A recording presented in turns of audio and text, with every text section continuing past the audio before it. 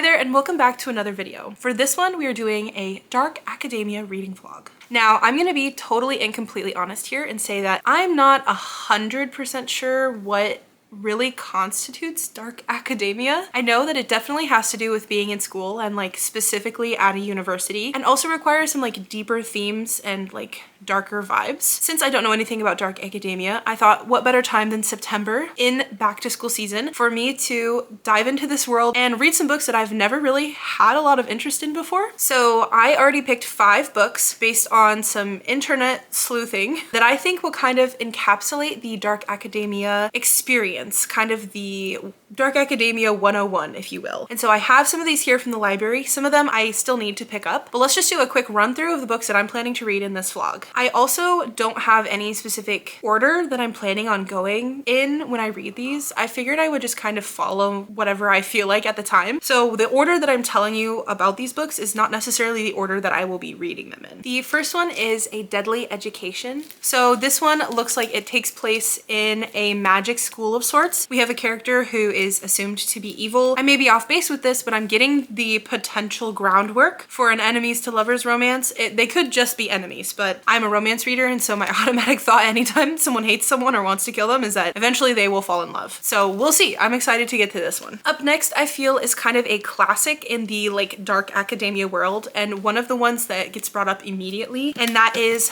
Babel by R.F. Kuang. I don't know a lot of the plot for this one, but I do know that R.F. Kuang is known to have a very kind of dense or very like academic way of writing about things. And I'm excited for that because I just like enjoy reading different prose. Like I like seeing the thumbprint that different writers leave on their books. And I read Yellowface, but I know that that was kind of out of genre for her. So I think that this will be interesting to get into. And I know she also just had a book come out recently that a lot of people have been talking about. So it'll be kind of fun to go back to this one, see what it's all about. I know that there are themes of like language and colonialism, but I don't know anything specifically about like the events of the book. So it'll be kind of fun to come into it with limited knowledge. Up next, we have Ninth House by Leigh Bardugo. And I don't really know a ton about this one either, so I'm just gonna go ahead and read what is on the inside cover. Galaxy Alex Stern is the most unlikely member of Yale's freshman class. In fact, by age 20, she is the sole survivor of a horrific, unsolved multiple homicide. Some might say she's thrown her life away, but at her hospital bed, Alex is offered a second chance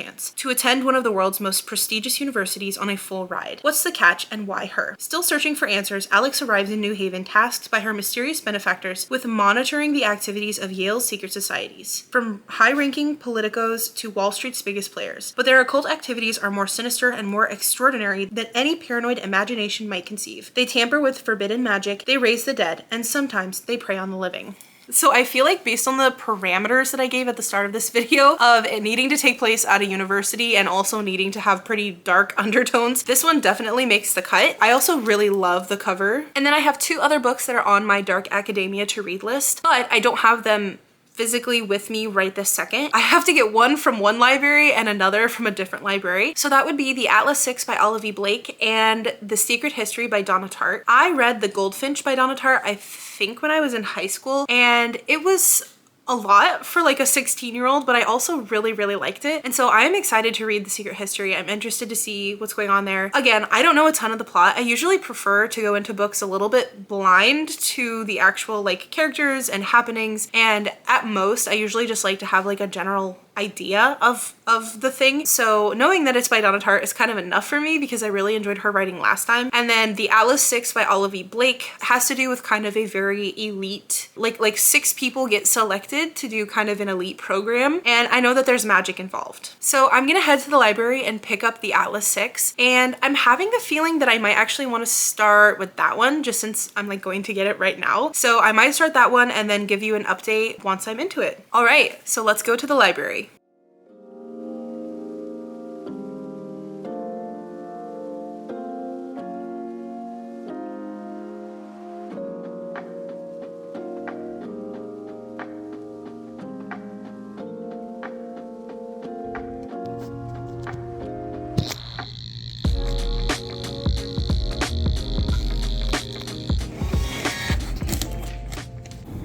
Did you turn these on too?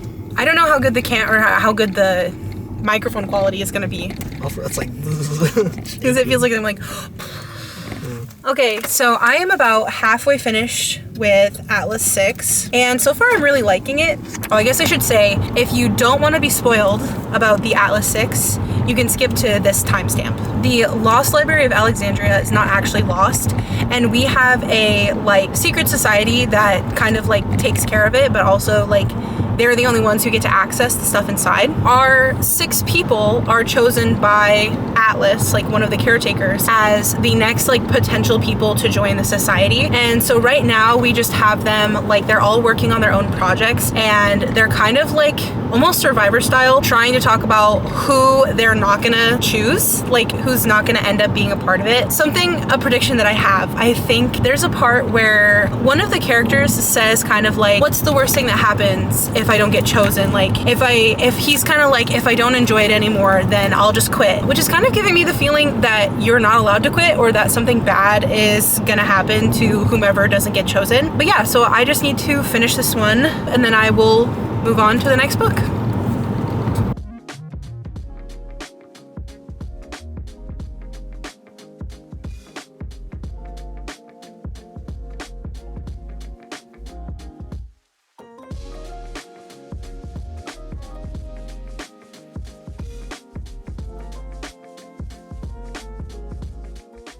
I just finished the Atlas 6, and I have a couple of takeaways from this one. So the first one is that I definitely enjoyed the first half of the book more than the second half of the book. I think like the setup is really, really interesting, but as it goes on, I don't know. I kind of felt like after the scene where Parisa like gets the better of Callum and kind of tricks him, everything after that, I don't know why, I just felt kind of bored by. Like I don't know, there just wasn't the same level of excitement as there was in the first half of the book. The other thing I realized about this is that it's actually not a standalone. I thought that this was just like a one and done contained book, but it's actually part of a series, and so much so that like the end of this book is just very much feels like ... like to be continued. So I probably will end up like finishing that series at some point, but for right now we have got to move on. I think I'm gonna go with Babel next. Babel or Babel, I still don't know how to say this. I probably should look it up. My inclination is to say Babel, but no, I've heard other people say Babel. I'm pretty sure it's Babel. I'm pretty sure it's Babel. I don't know, maybe this one's gonna be a little bit more difficult, so it might be nice to kind of get it out of the way.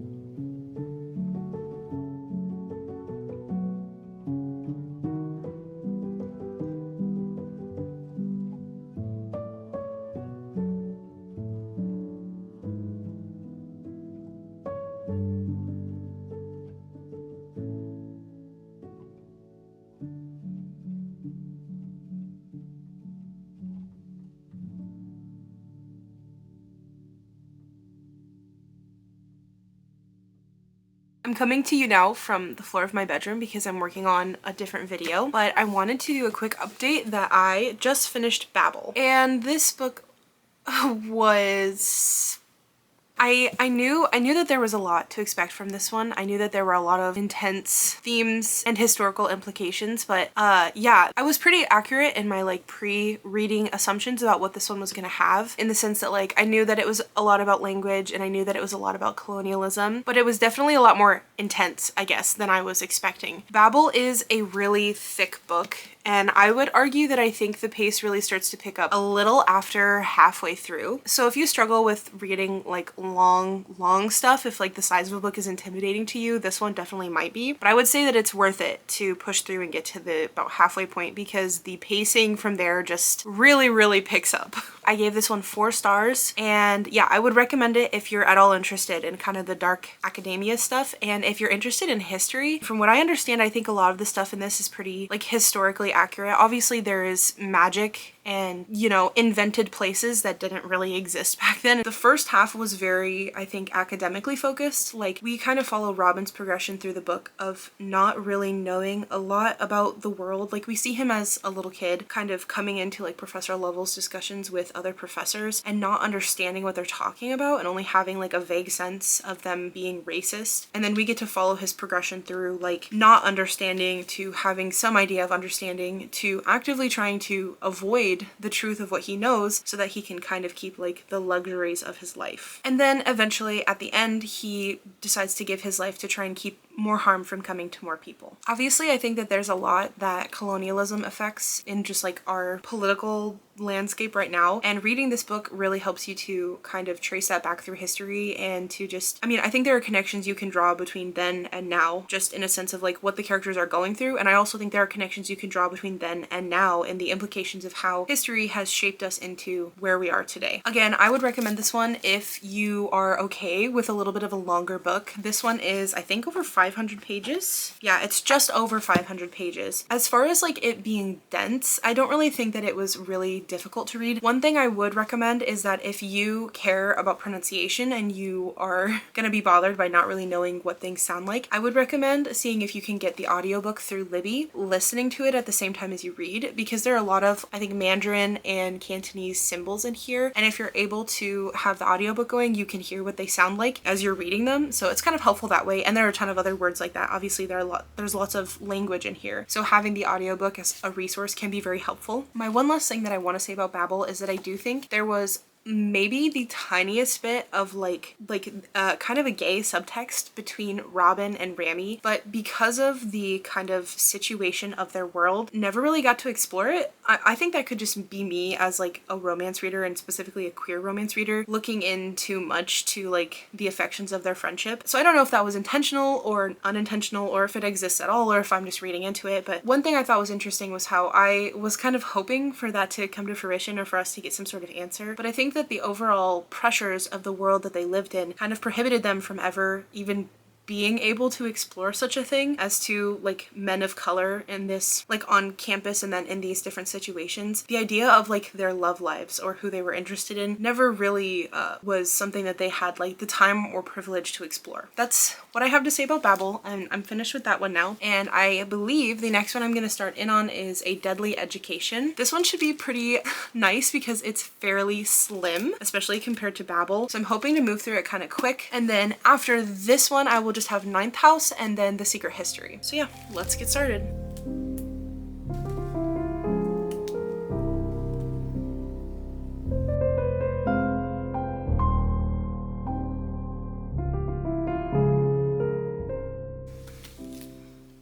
I started A Deadly Education right after finishing Babel, and I actually read this in a single night. I stayed up way too late finishing it. It's actually YA fantasy, and I'm not usually a huge fan of YA, but this one, for whatever reason, got me. I really enjoyed it, and it's actually the first book of this reading vlog that I'm gonna give a 5-star. So we have two characters. We have Galadriel and Orion, and Galadriel is like very much like kind of dark energy, but she doesn't want to be that. So like her affinity is for kind of like dark magic, like mass killing spells and stuff. But her mom is this really good, like nice witch who focuses on healing. And because of the way that she was raised, Galadriel like wants to be good. And then we have Orion, who is kind of like the golden boy of the New York Enclave. His affinity is for like killing the monsters that come after them. And so Orion ends up bursting into her room and saving her, and it kind of starts them on this path of like unlikely friends, and then of course I was right about this, friends to lovers. But anyway, I really liked this one, and I will at some point try and finish the series, just like I am going to try and finish the series for the Atlas 6 as well. So with this one finished and out of the way,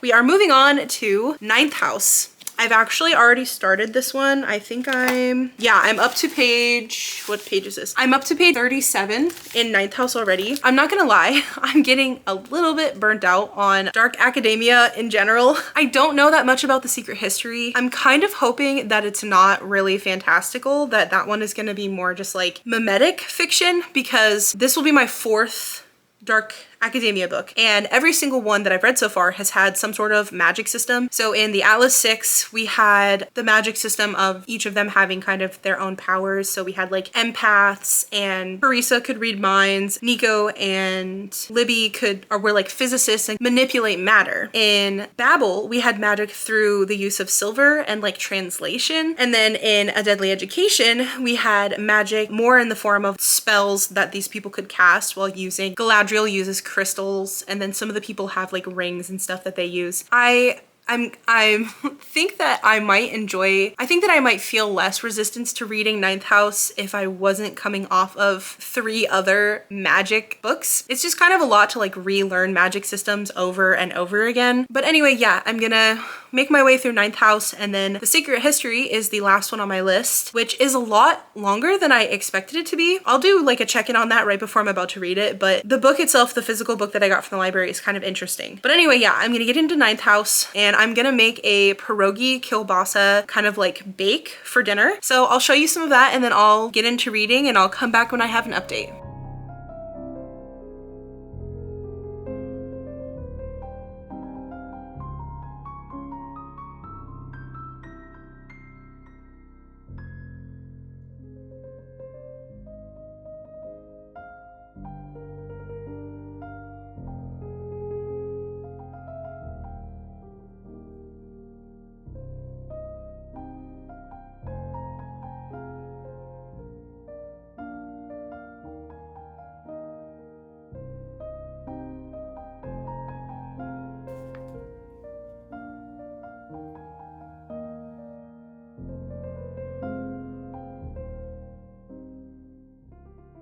Okay, so here's the situation. The situation is that it's been a couple of days and I'm having the hardest time getting myself to actually read Ninth House. So what I've done is I went ahead and got the audiobook for Ninth House, and I'm gonna do some dopamine pairing. So I'm gonna do something that I've really been wanting to do, which is play Sims, while doing something that I have resistance towards, which is finish this book. Which is silly because I know that once I get into it, I'm gonna enjoy it, or at least I hope. This way, hopefully, I can trick myself into listening. And so there is like a kind of witchy pack in The Sims 4 that I haven't really like explored and fully played with yet. So my plan is I'm gonna do that. I'm gonna make a witchy little character, and I'm gonna listen to this, and hopefully that's gonna be a way for me to keep chugging along, because I would like to finish this vlog sometime this century. So here we go.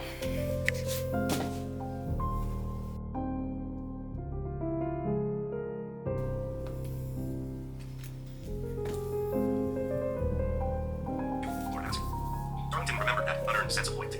At the start of the year, all the incoming freshmen were sorted into residential colleges, where they would eat most of their Voiceover Dion here. If you don't want to hear any spoilers for Ninth House by Lee Bardugo, you can skip ahead to this time. Now, I'm just going to talk to you about Ninth House a little bit while you get to watch some footage of me playing with Realm of Magic in The Sims 4. So first of all, this game pack is super fun. I got to like make mac and cheese in a cauldron, but unfortunately, Galaxy, or Alex, doesn't get to do fun stuff like making mac and cheese in a cauldron because she is dealing with the disappearance of Darlington, the guy who's kind of supposed to show her around on campus and who is supposed to help her keep all of these kind of evil culty houses in line. So the book is called Ninth House because there are 8 houses kind of built on these like power vortexes, and they use this power to like power their magic. They are able to do things like convincing people to do whatever they want them to, or casting glamours that make things look different. And we have one particularly grotesque scene at the very beginning where some of these people are like cutting open a body and using the organs kind of like tea leaves to predict what stocks are going to look like in the future. Obviously, these people are kind of messed up, and it is basically Alex's job to keep them in line, to make sure that they don't do anything to hurt people in the town or on campus.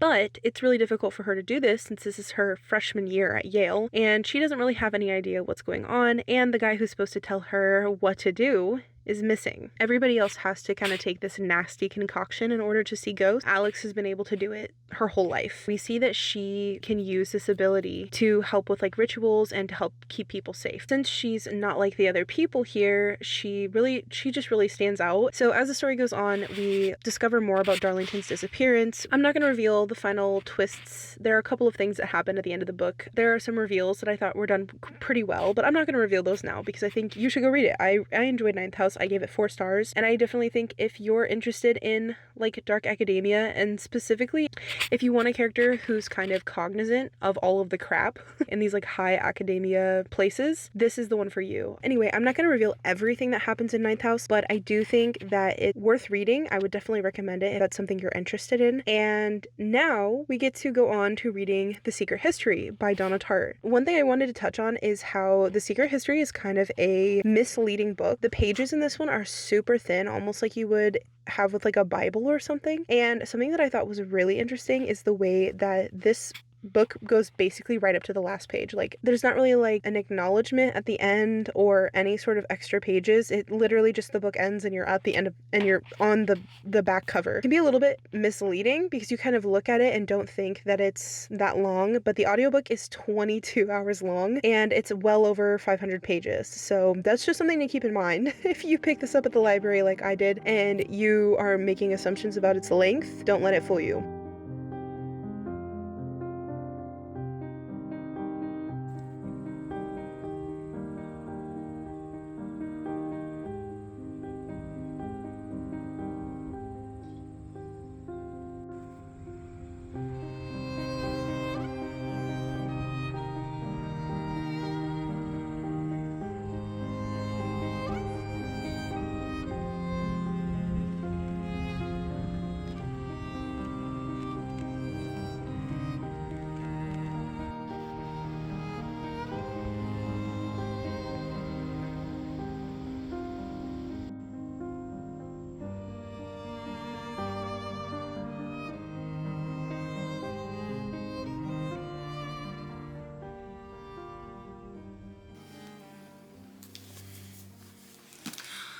Okay, so hi, here we are. I have finished all 5 of the books on my Dark Academia reading vlog list. So what I'm gonna do is I'm gonna give you a quick run through of my thoughts on The Secret History, and then we'll talk a little bit about what I've learned about Dark Academia through this whole experience. Also, I just realized I'm wearing the same shirt that I wore for when I recorded the introduction to this video, but I did add the sweater because it's the closest thing to like dark academia vibe that I have.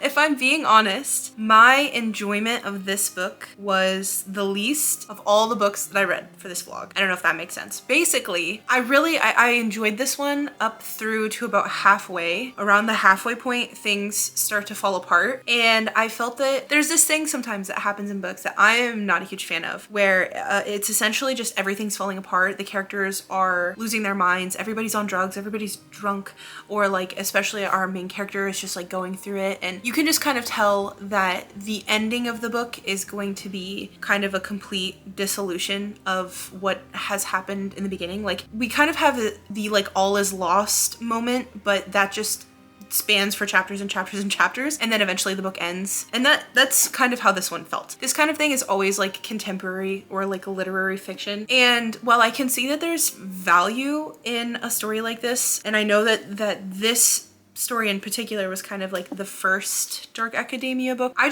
didn't have a very good time reading it. The prose was beautiful. I mean, I think like I said in the introduction, I read The Goldfinch, and The Goldfinch, I mean, the prose, the description, the flow of the writing, kind of the short punchy little sections that we get within the chapters, the structure. When it comes to craft, the story is amazing. I loved it. I loved the details and everything, but characterization wise, I don't know. I didn't like any of the characters, and not necessarily in like a, oh, the characters are unlikable kind of way, just in the sense that like I kept waiting for the book to deliver something that it never actually gave me. So yeah, I ended up giving The Secret History 3 stars. I enjoyed it. I think that it's it's definitely an investment. Like if you're gonna read this book, don't expect to just kind of like breeze through it happily or anything, because it took me hours and hours and hours and hours and hours to finish this book. Yesterday was Sunday, and basically the only thing I did was read this book. Yeah, I guess those are kind of my thoughts on it. Now that I've read all 5 of these books, I wanted to talk about what I've learned, like about this experience, what I've learned about doing reading vlogs, and what I have learned specifically about dark academia. I guess kind of a silly thing that I did is I didn't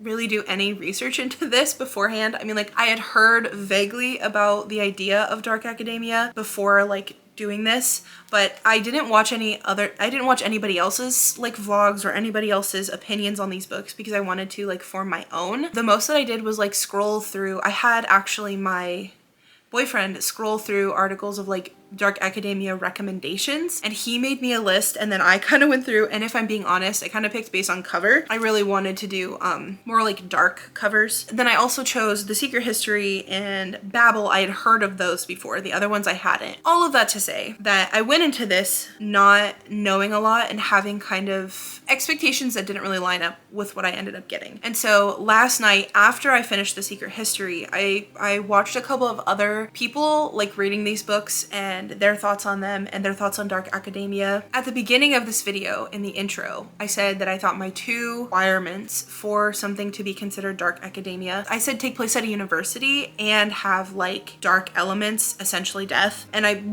gonna revise that now and say take place in some sort of academic elite setting, because for example, the Atlas 6 does not take place at a university. Deadly Education takes place at a high school instead of a college. So it depends on how much of a purist you are. I'm not with like anything. So I would say that my definition of the genre has expanded. Additionally, I don't think I would do another reading vlog where I task myself with reading 5 books, two of which were over 500 pages and one Ninth House, which very closely kissed 500 pages. It's just a lot. This is the first reading vlog that I've ever done.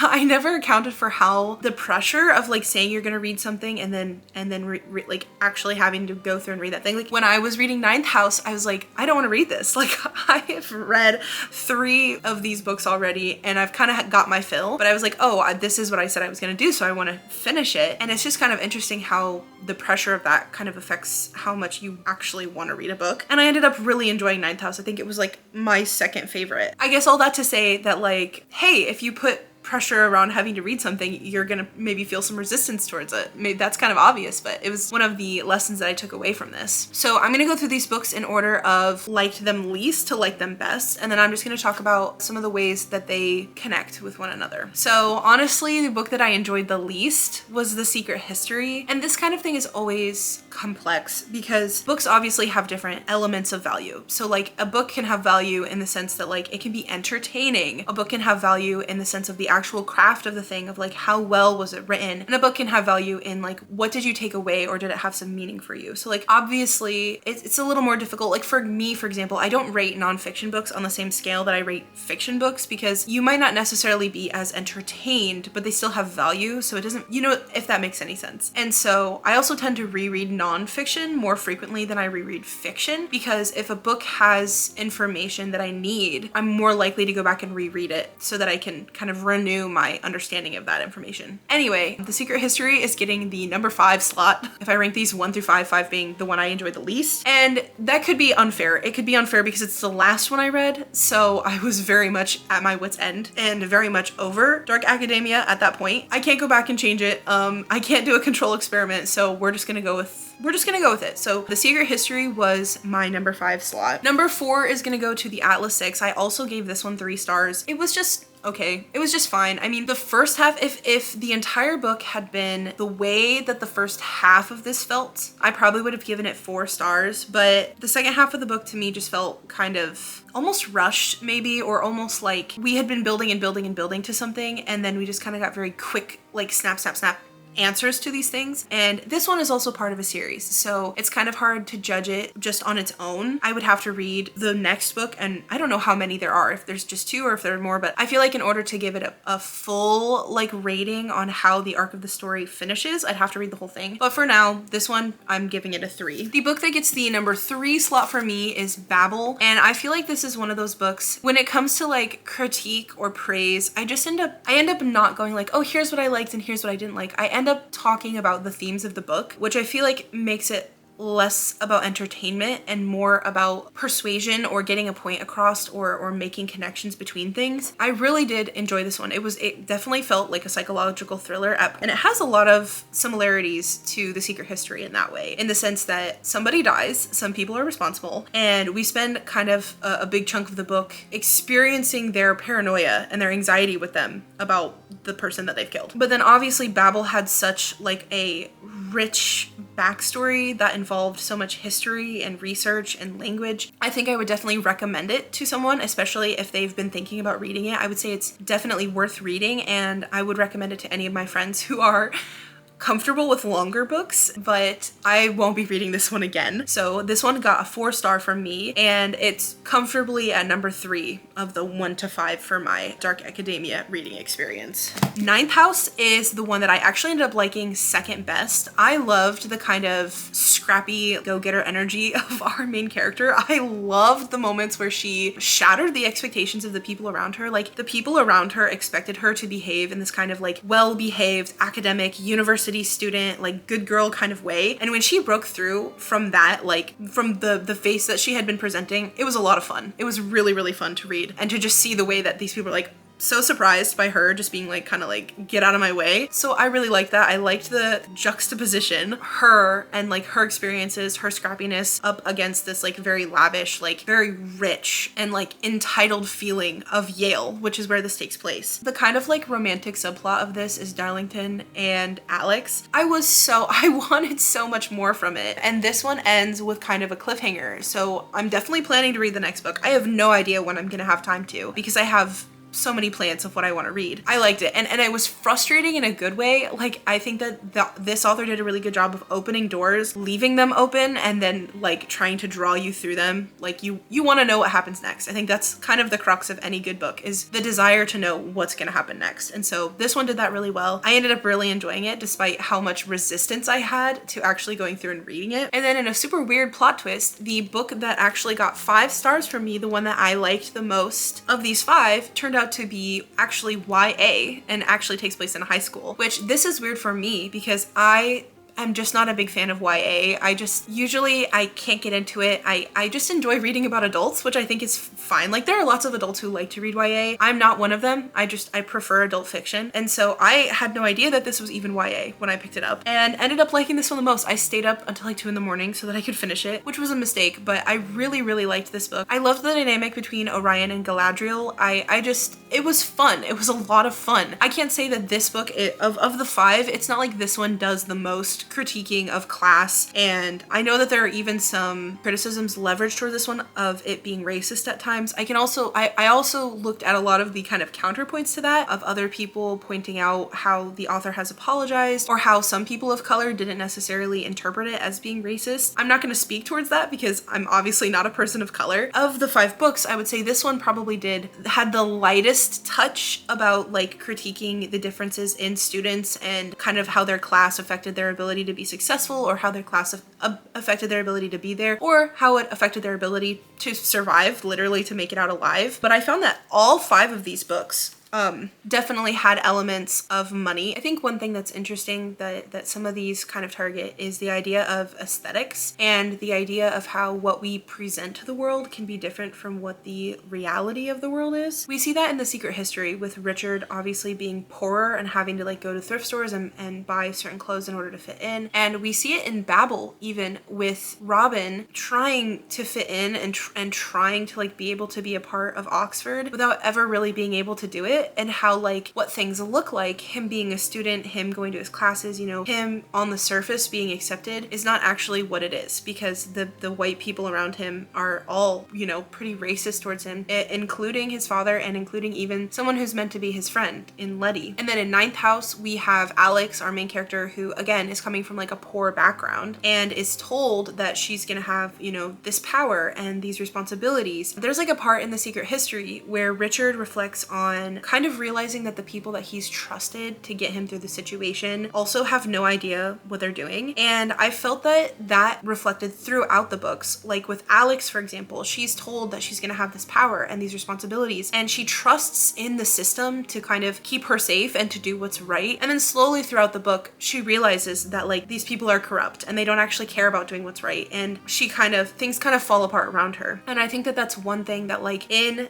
academia, there's a very like strict, almost like power hierarchy, and there are strict rules and there are schedules on the way that things are supposed to go. And you're kind of told as a student that if you follow the rules, if you fit in, if you match the aesthetic, if you do everything right, that you will get to have certain benefits or, you know, certain achievements, even when that just comes down to if you get a college degree, you'll get a good job. And as many of us know, that's not necessarily true. And so I mean, I think that you could write papers, you could write a 100-page paper about these books and all of the themes that intersect when it comes to language, magic, power, authority, hierarchy, what aesthetics are, and what it means to adopt them as part of your personality. I mean, there are so many things you could dive into with these. They're definitely going to be kind of lingering in my mind for a while. But overall, I had fun, and I'm really proud of myself for making it through this, because by the time I got to Ninth House, I did not want to finish. So there it is. I went from having never read any dark academia or knowing anything about the genre at all to having read these 5, having at least 2 sequels on the book. Like, I plan to read the subsequent books from the Alice 6 and from Ninth House, so maybe I will do like a follow-up to this in the future. I know that there are some dark academia books that I haven't touched on in this that maybe I should. I think there's one called We Were Villains that is like another, that's like with the Secret History. It's like one of the kind of primary sources, I guess. If I do another dark academia video, it will probably be maybe next year, because right now I need a break, which I do have another reading vlog coming out after this. So yeah, have you read any of these books? What did you think about them? What do you think about dark academia as a whole? Again, I don't think of myself really as like an authority on the subject.